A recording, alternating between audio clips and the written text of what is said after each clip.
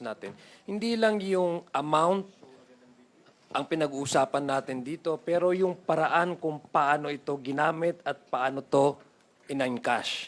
Usually kasi, sa mga transaction, meron talagang account ang bawat gobyerno. Ito kasi hindi account eh. Talagang ang purpose lang nila i-encash yung pondo, no? Yung 612.5 million pesos. Pangalawa, mukhang may calendar eh.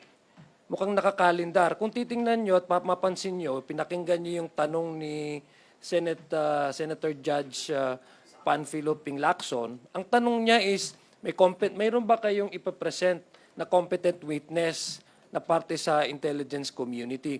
Kasi normally, being a former investigator himself, ang confidential or intelligence funds, hindi mo talaga ma-predict yan kung kailan yung kailangan eh. Depending on kung ano yung naging development or flow kung gumagawa kayo ng mga intelligence events or gatherings of intelligence, para for intelligence report.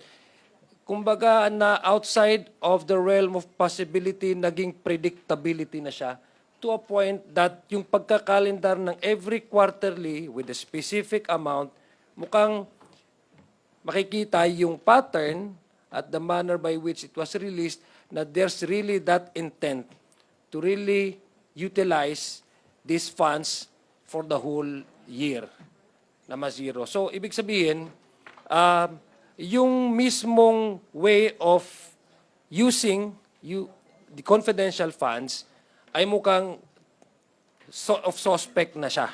No? At nasabi naman din nung dalawang branch managers na unusual yung amount na yon.